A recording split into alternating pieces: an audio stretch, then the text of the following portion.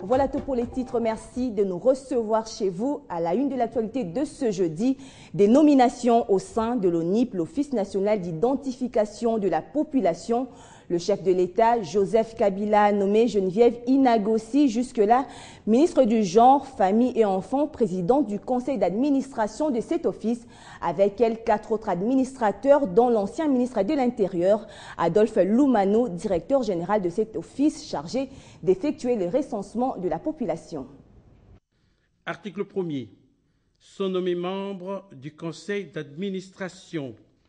C'est la voie vers le recensement général en RDC qui vient ainsi d'être ouverte par la nomination des membres de l'Office national d'identification de la population. Madame.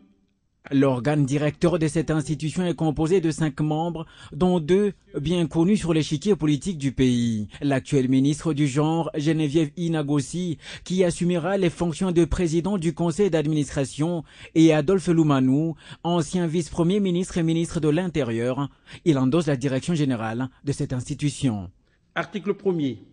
Sont nommés membres du conseil d'administration. Madame Geneviève Inagossi Boulo Ibambi, Monsieur Pungu Luamba Papi, Madame Akindoa Epolo Madeleine, Monsieur Kivuli Bogo, Monsieur Adolphe Loumano Moulenda Bouanassefou.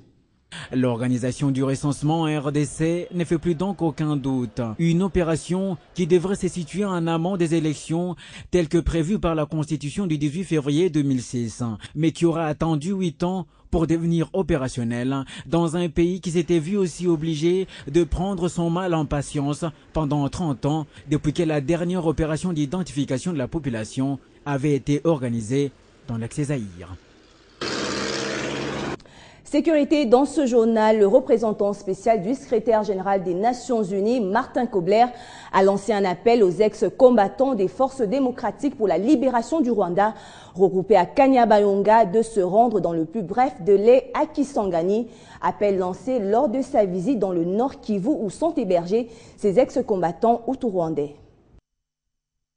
Selon le patron de la mission onusienne en République démocratique du Congo, le départ pour Kisangani en province orientale donnerait la chance aux autres combattants hutu-rwandais encore en brousse d'échapper aux opérations militaires. Le site de Kisangani a été aménagé pour accueillir temporairement les FDLR qui ne veulent pas rentrer au Rwanda, d'où l'appel du chef de la MONUSCO. Nous avons parlé avec les membres des FDLR pour les encourager de remplir les conditions du gouvernement et de mouvoir à Kisangani pour faire place ici pour les autres combattants dans le processus de reddition volontaire. On a maintenant l'offerte des FDLR d'avoir la reddition volontaire selon un plan du gouvernement du 27 mai de cette année. Ça veut dire d'avoir des zones de regroupement ici, Kanyabayonga et Walungu, et puis d'aller au Rwanda sous le processus de DDR ou aller à Kisangani pour ceux qui ne veulent pas rentrer au Rwanda volontairement. On a l'engagement des SADC de CIRGL maintenant. Ils ont parlé avec le leadership des FDLR, avec le président ad interim. Ils ont transmis un message très très fort de remplir le plan du gouvernement et d'aller à Kisangani. Je crois que c'est très important de le faire maintenant parce que à la fin de ce délai, l'option militaire est sur la table. Une centaine d'ex-combattants se trouvent à Kanyabayonga depuis plus de 3 mois. Ils refusaient de s'éloigner de plus de 150 km de cette cité du Nord Kivu. Pourtant, le centre technique de bataillon, rebaptisé camp lieutenant-général Bauma à Kisangani, a été aménagé pour le transit de 1400 combattants de FDLR qui ont accepté volontairement de déposer les armes et leurs dépendants. Ces personnes se trouvent depuis plusieurs années au nord et au sud Kivu. Suivant, troisième. Également, dans l'actualité, dernier ultimatum à tous les occupants illégaux de la réserve de faune à Okapi, à Ipulu, dans la province orientale. Un appel lancé par le gouvernement provincial pour annoncer une opération des services de sécurité et des gardes-parcs censés évacuer des forces tous les occupants illégaux dans la réserve. Une opération qui a aussi pour objectif de relancer la capture des okapis dans cette aire protégée patrimoine mondial de l'UNESCO. Le 29 et 30 novembre 2014, la ville de Dakar, capitale du Sénégal, accueille le 15e sommet de la francophonie. Son thème met l'accent sur la femme et le jeune en francophonie, vecteur de paix, acteur de développement. Et sur place, les préparatifs vont bon train et les jeunes qui se sentent concernés par la tenue de ce grand forum se mobilisent déjà.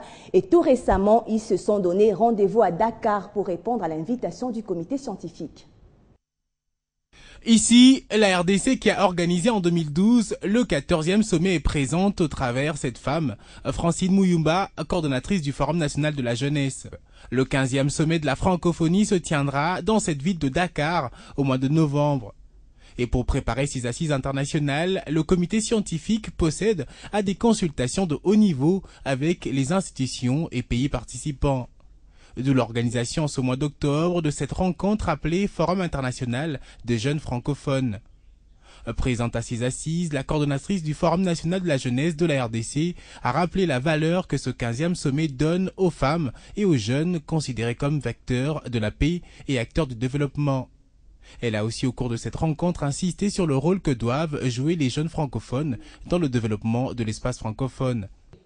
Le jeune francophone doivent jouer un rôle significatif dans le processus de paix, de stabilité et de développement. Ils doivent être également assistés et appuyés pour participer à la gouvernance de leur pays. À la clôture de ce forum, Francine Mouyumba, qui a piloté la commission chargée des recommandations, a remercié les participants pour le travail abattu, remerciant également le président Macky Sall et l'OIF pour l'initiative et les jeunes leaders du Sénégal pour avoir impliqué la République démocratique du Congo dans l'organisation.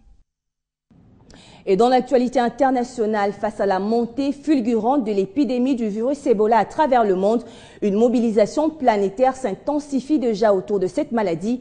Les États-Unis, qui ont relevé cependant un deuxième cas sur leur territoire, appellent à des mesures drastiques. Après la mort de la soignante qui s'était occupée du malade libérien décédé à Dallas, le président américain n'a pas caché son inquiétude. Il a même annulé hier ses déplacements pour convoquer en urgence le pôle de lutte anti-Ebola, alors qu'un deuxième cas au Texas provoque la stupeur dans le pays.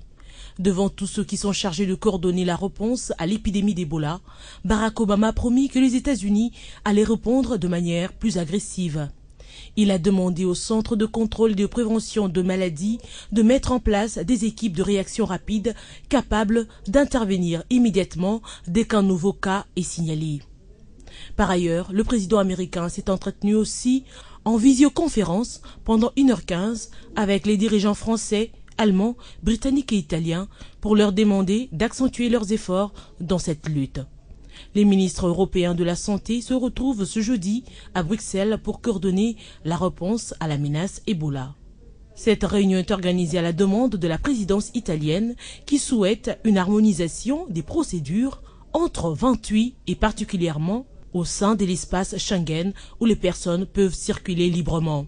Pour l'instant, seul le Royaume-Uni, qui se trouve hors espace Schengen, a décidé de contrôler à l'arrivée de son territoire.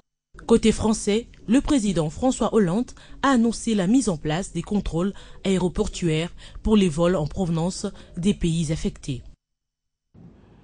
Et en sport éliminatoire CAN Maroc 2015, les Léopards de la RDC ont bien voyagé à Abidjan, la capitale économique de la Côte d'Ivoire, où ils ont ramené 3 précieux points arrachés au bout du suspense face aux éléphants.